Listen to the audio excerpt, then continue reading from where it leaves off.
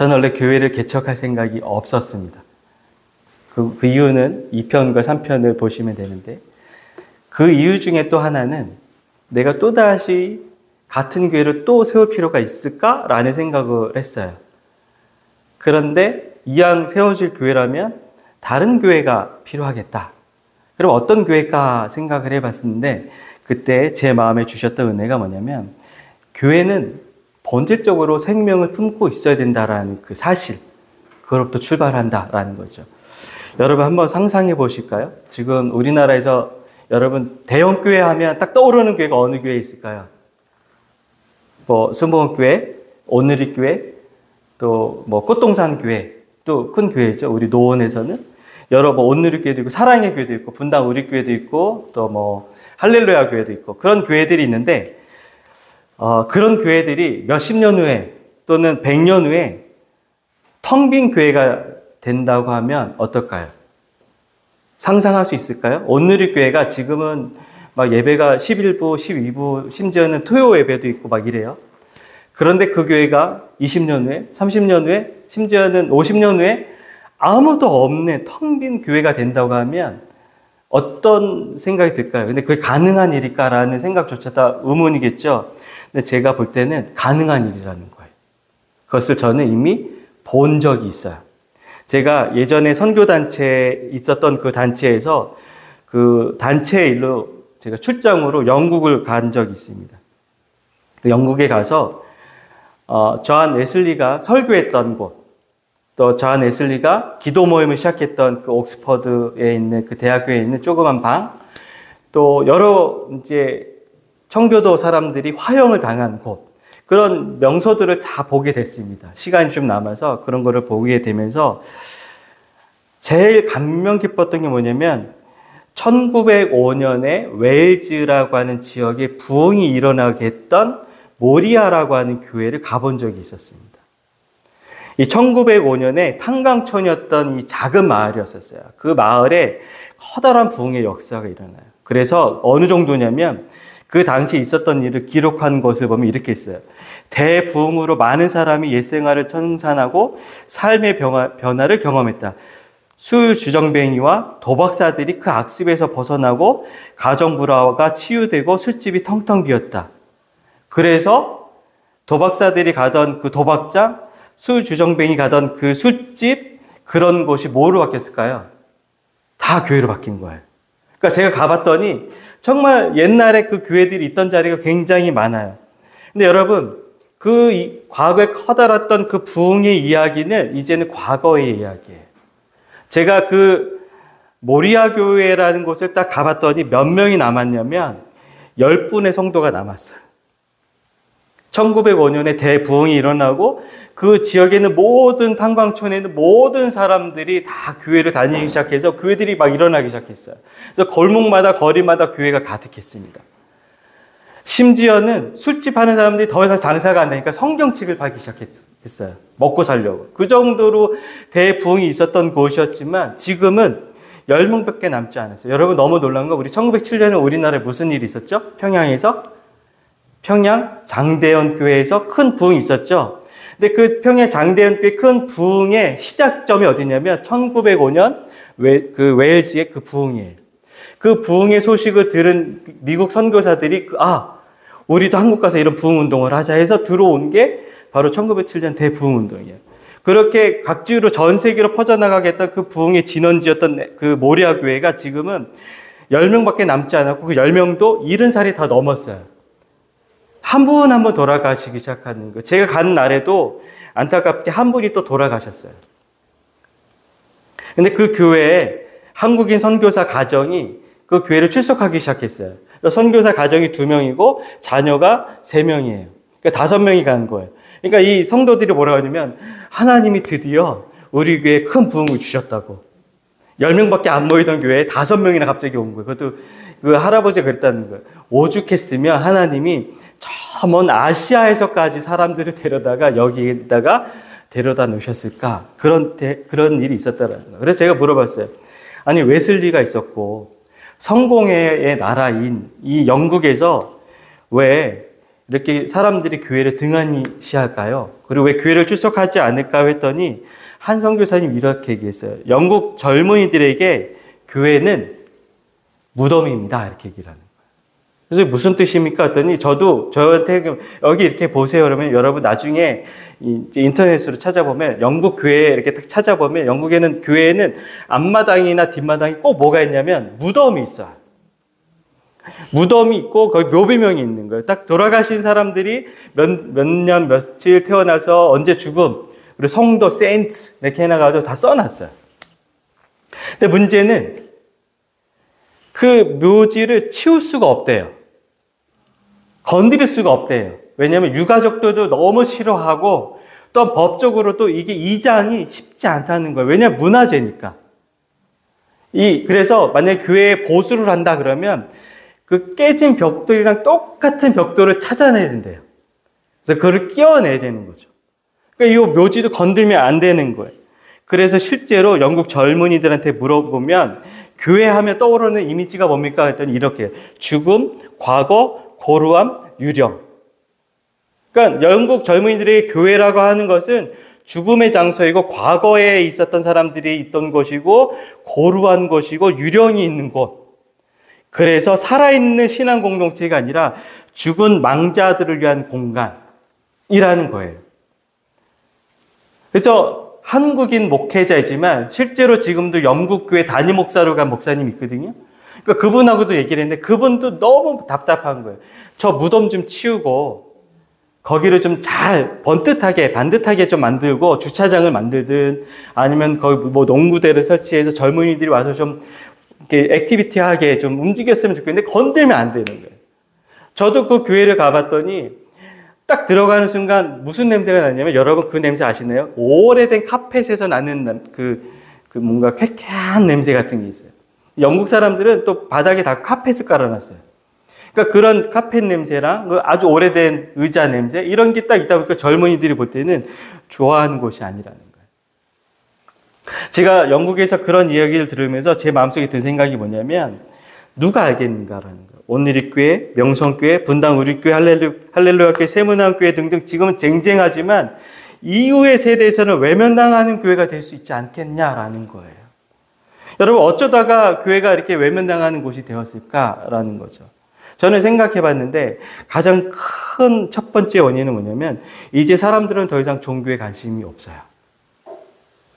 이제 사람들은 더 이상 내가 종교에 관심이 없는 거죠. 그래서 한때 종교사역에서 이런 얘기가 나왔어요. 사람들은 앞으로 잘 배울수록 돈이 많이 벌수록 종교를 버릴 것이다. 근데 틀렸죠. 요즘에 리서치하면 나온 게 딱 뭐냐면 누가 신앙을 끝까지 포기하지 않느냐. 잘 배운 사람들, 학력이 높은 사람들, 경제적 수준이 높은 사람들이 더 형이상학적인 것을 추구하기 시작한다는 거예요. 그러나 그렇지 못하신 분들은 솔직히 먹고 사는 게 너무 힘든 거예요. 그리고 이런 신앙이라는 것이 당장 내 삶에 도움이 안 된다는 거예요. 예를 들면 여러분 아프면 기도하십시오. 하나님 낫게 하십니다 하죠. 그래서 기도했는데 안 낫어요. 그러니까 당장 얘기하는 거죠.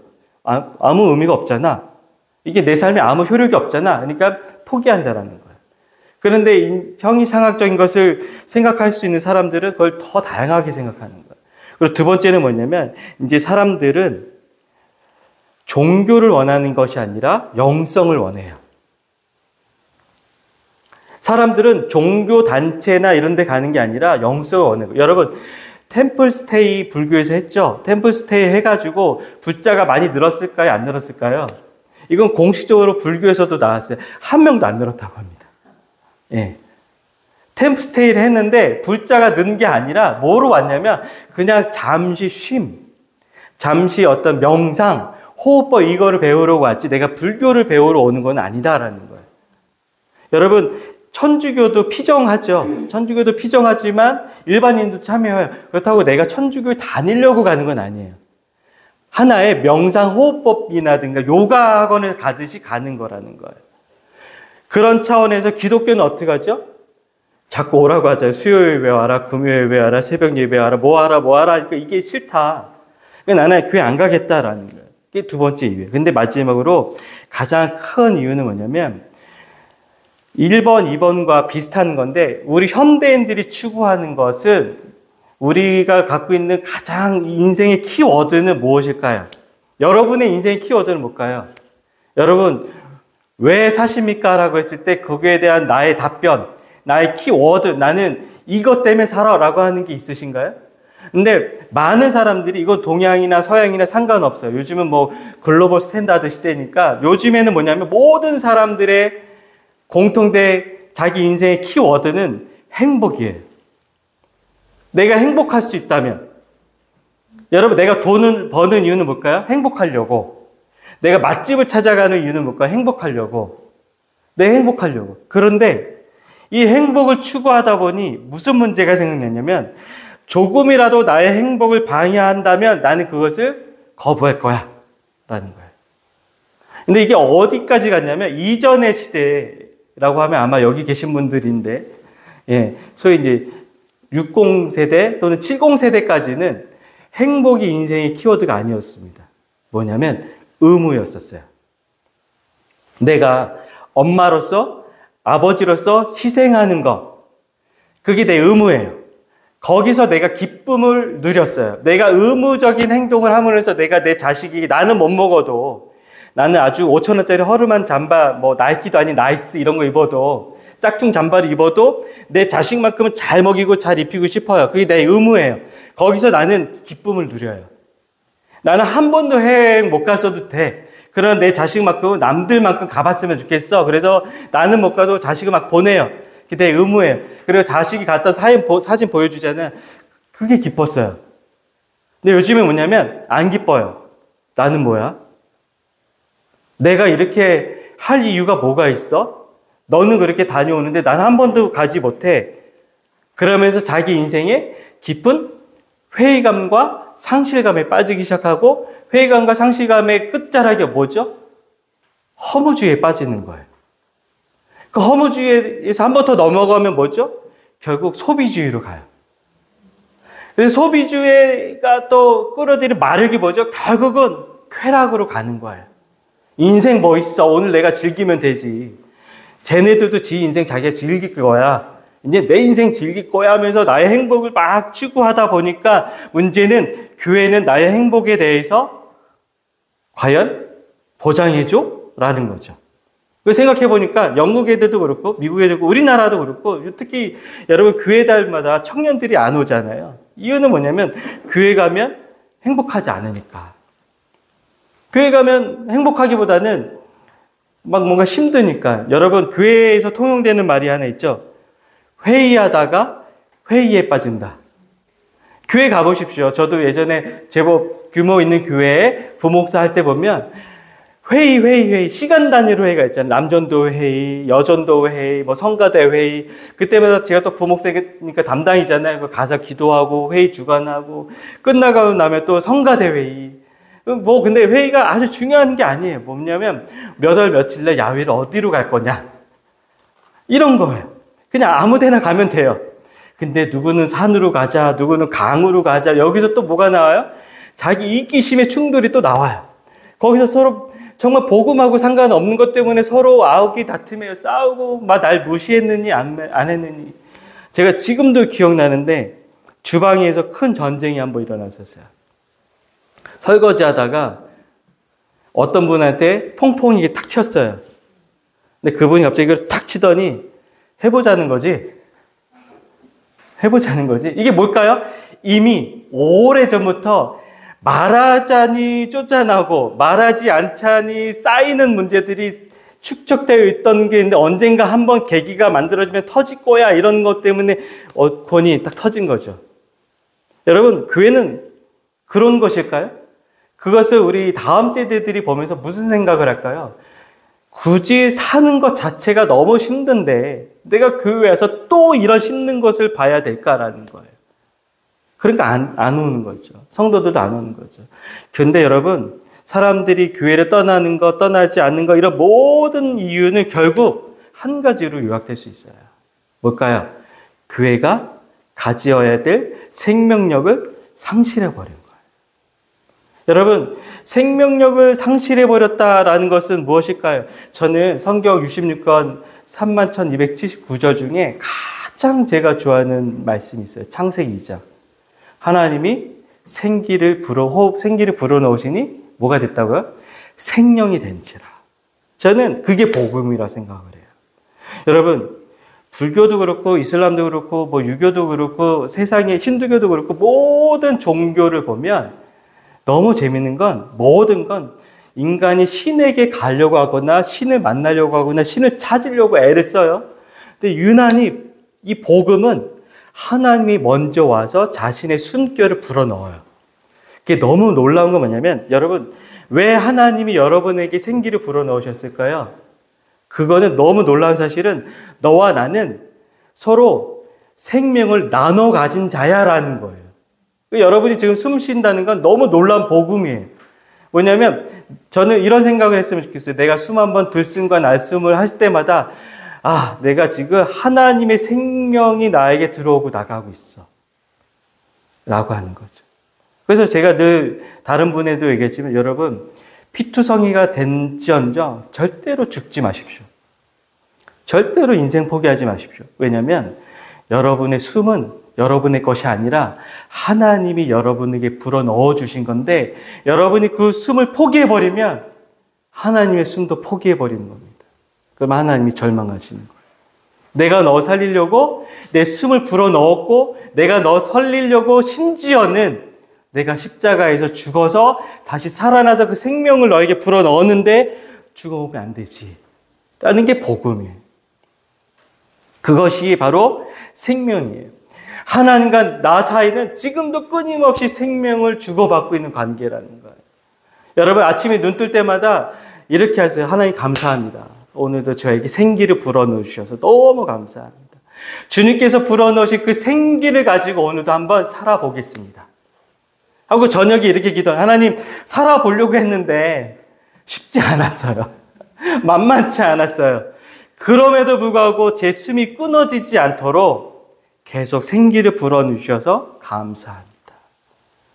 저는 교회는 어떤 곳이어야 되냐면 세상에서 우리가 숨죽이며 살고 숨 막혀서 살아갈지언정 그러나 교회에서만큼은 그러나 하나님 앞에서만큼은 우리가 숨을 쉬며 살 수 있다라는 사실을 알려주는 곳이 교회이고 예배는 그런 숨을 쉬는 곳이어야 돼요. 그래서 교회에 가는데 숨이 막힌다. 여러분 떠나십시오. 예, 그리치 교회로 오십시오. 예. 근데 여러분 교회의 모든 일의 핵심은 이거예요. 그것이 당신을 살리는 일이라면 하십시오. 그것이 당신을 죽이는 일이면 하면 안 됩니다. 여러분 백약이 무효한 일을 하면 될까요? 안 될까요? 내가 만약에 암에 걸렸어요. 암에 걸려서 막 뭐 치료도 해요. 그런데 치료하면서 동시에 의사가 하지 말라는 것을 하면 그 치료가 효능이 있을까요? 없을까요? 백약이 무효한 것을 하는 거예요. 여러분, 하나님은 여러분의 계속 말씀하신 게 십계명, 뭐 율법 이런 거 핵심은 뭔지 아세요?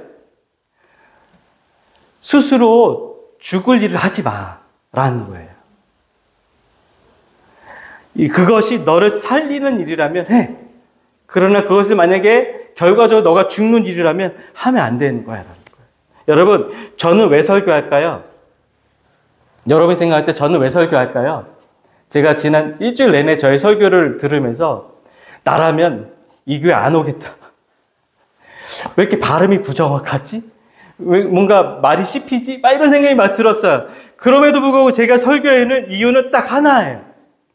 하나님이 왜 설교하게 하셨을까를 분명히 알았어요. 설교는 하나님의 생기를 불어넣는 일이에요. 하나님의 생기를 지금 불어넣고 살리는 일이에요.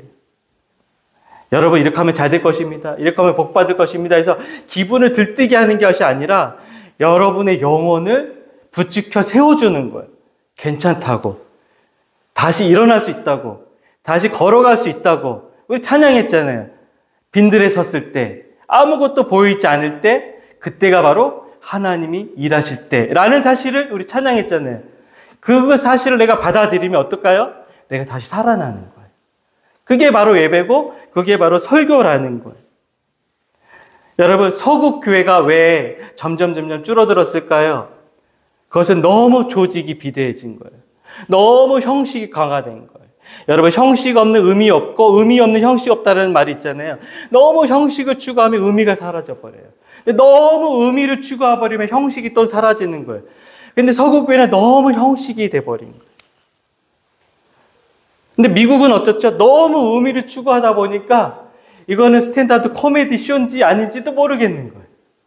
우리는 그 중간을 잘 균형을 잡아서 형식과 의미를 살려야 되는데 무엇이 형식이고 무엇이 의미냐? 딱 하나예요. 내가 주님 앞에서 살아나는 일. 그것이 우리가 가져가야 될 형식이고 그것이 우리가 추구해야 될 의미라는 거예요. 우리 그리치 교회도 딱 하나예요. 우리가 앞으로 무슨 이야기를 하고 무슨 대화를 하고 하더라도 다 한 가지예요. 이 대화가 이 사람을 살릴 수 있는 대화였는가? 이 결정이 이 사람도 살고 나도 살고 하나님도 살아날 수 있는 기뻐할 수 있는 대화였는가? 그래서 저는 대화의 포인트는 딱 하나예요. 누구에게 비난하고 당신 그렇게 하면 죽어 이게 아니에요. 그러면 다 죽어요. 그죠? 어느 때 살까요? 이렇게 하면 우리 살 수 있어라고 얘기할 때 사는 거예요. 여러분, 저는 우리 그리치교회가 서구교회를 닮아가지 않았으면 좋겠어요. 저는 우리 그리치교회가 오늘의 교회를 닮지 않았으면 좋겠고 할렐루야 교회를 닮지 않았으면 좋겠어요. 물론 아주 잘해요. 아주 좋아요. 그러나 우리도 저와 같은 교회가 되어야겠다라고 흉내내고 싶진 않아요. 그냥 우리는 작더라도 단 하나, 오늘 주님이 말씀하신 대로 겨자씨와 누룩이지만 그러나 그 겨자씨와 누룩이 아주 위대한 것은 그 안에는 생명을 낳는 생명이 있는 거야. 그게 바로 하나님 나라니까. 하나님 나라는 얼마나 크냐, 얼마나 위대하냐, 얼마나 많은 일을 하느냐, 얼마나 사람들에게 잘 알려졌느냐가 아니라 누가 볼 때는 보이지도 않고 누가 볼 때는 아주 초라하지만 그러나 그 안에 생명이 있는 생명.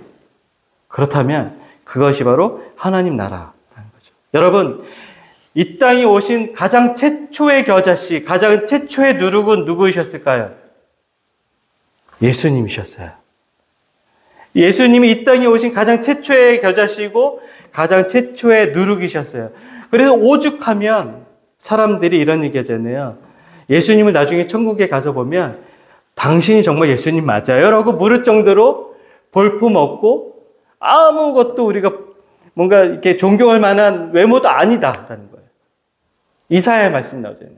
또 하나 말씀은 그분은 예루살렘에 들어갈 때 뭘 타고 가죠? 당나귀 타고 들어가요.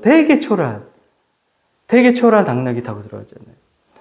제가 봤던 그 영국 드라마 중에 튜러스라고 하는 이 영국 드라마였는데 튜러 왕조에 대해서 이야기하는 거였는데 거기서 교황이 저게 타락이야라고 생각했던 게 있어요. 교황이요.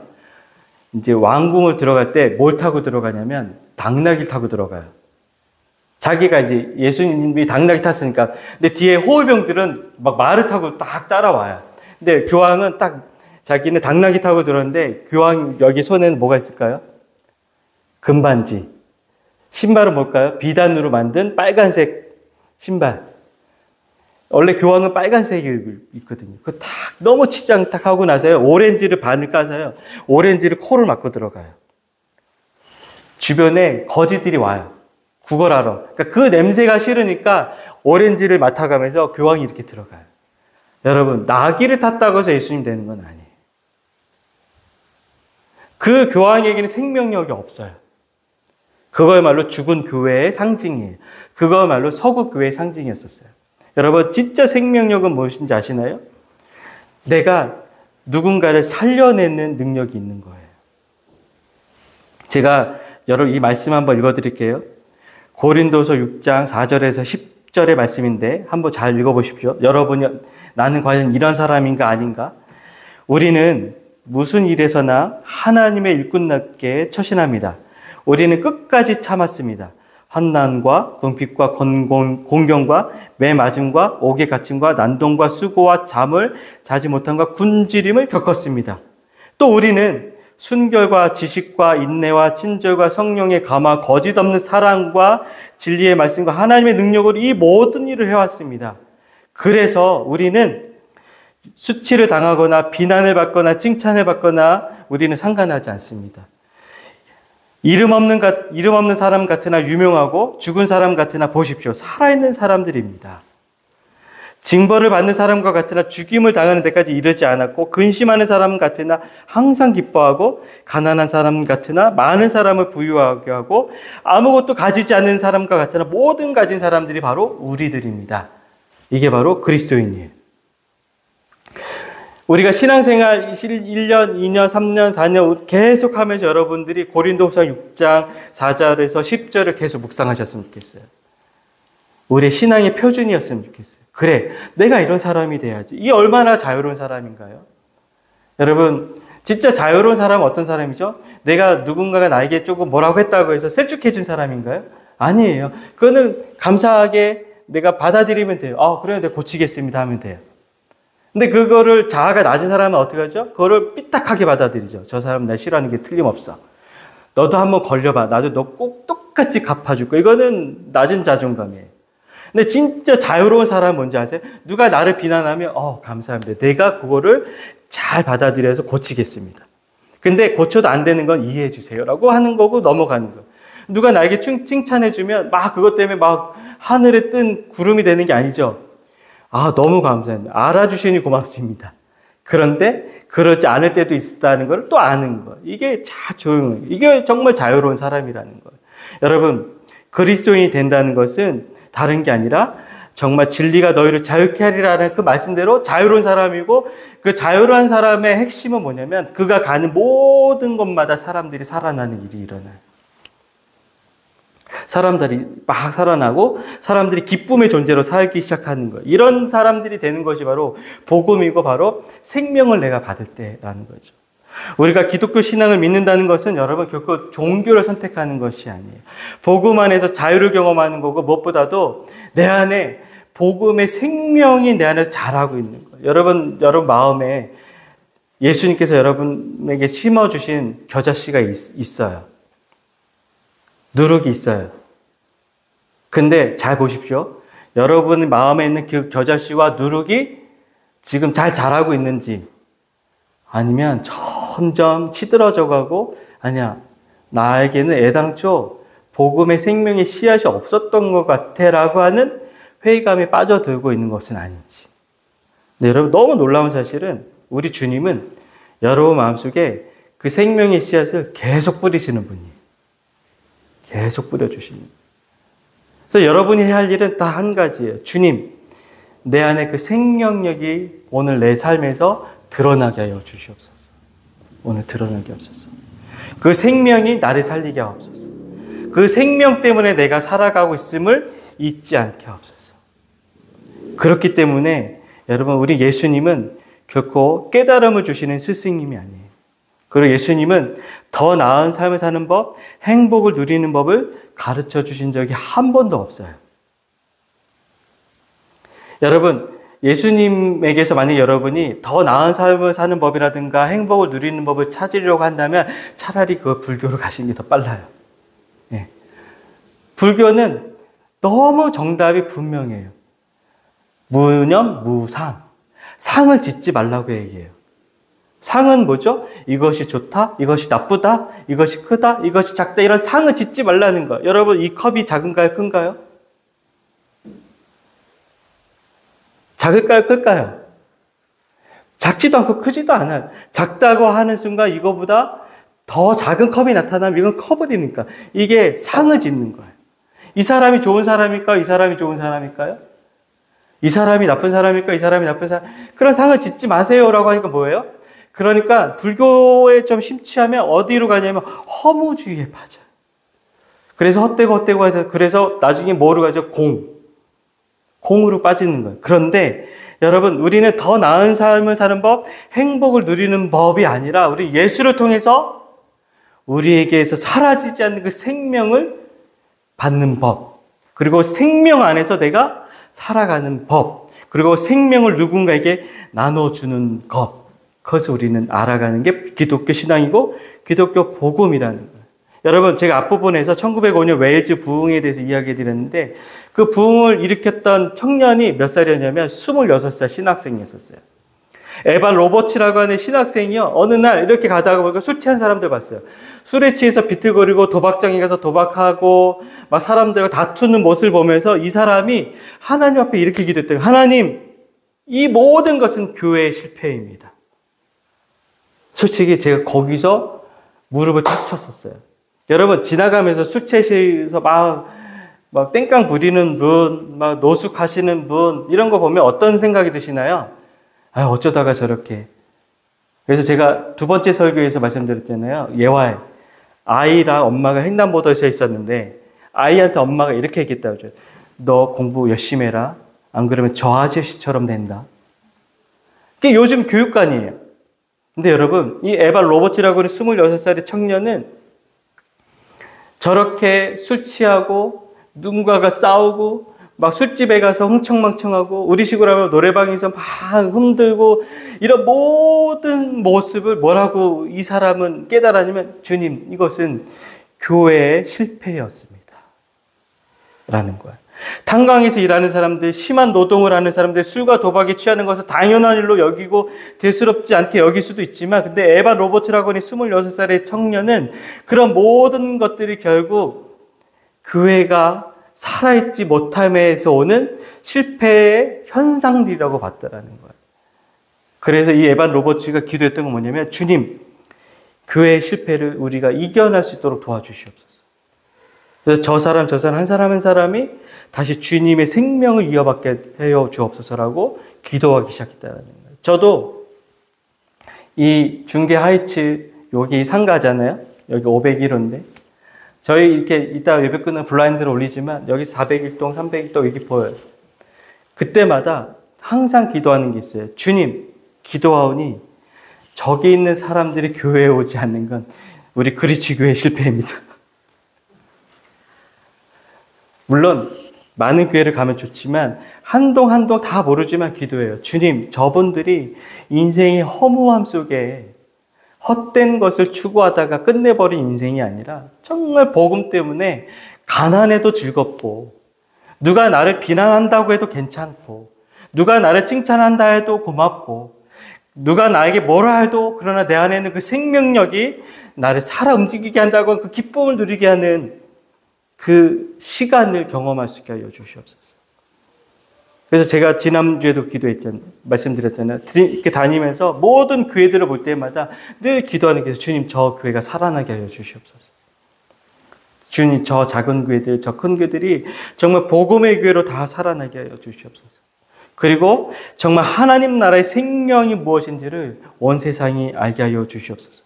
그것을 위해서 이 땅에 오신 최초의 겨자씨, 최초의 누룩이신 예수 그리스도, 우리가 그분을 우리 가슴에 심고 우리가 그분과 함께 하나님 나라를 보기 원하기 시작한다면 바로 여러분의 인생이 하나님 나라로 출발하는 거예요.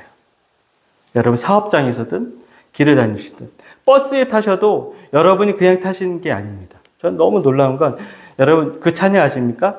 내가 선 이곳이 바로 거룩한 땅이 되게 하옵소서. 거룩한 땅이 되옵소서. 그래서 저는 버스를 타도 이렇게 기도해요. 기사 아저씨는 이렇게 보면서 주님, 주님의 생명이 저 안에 심겨지게 하옵소서. 만약에 유난히 그런 친구도 있어요. 허무함과 뭔가 절망의 얼굴에 낙심되어서 가는 사람이 있으면 제 찬양이에요. 슬픈 마음 있는 사람 예수 이름 믿으면 기쁜 마음 얻으리. 저 그거 믿으시나요 진짜? 슬픈 마음 있는 사람 예수 이름 믿으면 영원토록 변함없는 기쁜 마음 얻으리. 딱 이거잖아요. 이게 복음이에요. 그래서 여러분 아침에 일어나셔서 여러분 기쁨이 없다면 주님, 내 안에 겨자씨에 물을 주셔야 합니다. 은혜의 물을 주시옵소서. 내가 다시 생명이 있게 하옵소서. 그래서 얼굴이 활짝 피게 하옵소서. 여러분 우리 그리치 교회는 똑같이 어떤 것을 흉내내고 똑같이 어떤 것을 복사하고 저기가 이걸 해서 부흥했다. 그럼 우리도 그거 해보자 이런 교회가 아니라 우리 다 한 가지. 제가 여러분들 이렇게 기도하는 건 딱 주님 살아있게 하옵소서. 살아나게 하여 주시옵소서. 살아나게 하옵소서. 그거 외에는 아무것도 없다고 봅니다. 작은 기도, 작은 회개, 작은 순종, 그 안에 하나님의 생명이 들어갈 때 그 작은 씨앗이 하나님의 손에 붙들릴 때 세상을 바꾸는 큰 나무가 돼요. 하나님은 큰 것부터 시작하지 않으시고 살아있는 것부터 시작하시는 분이에요.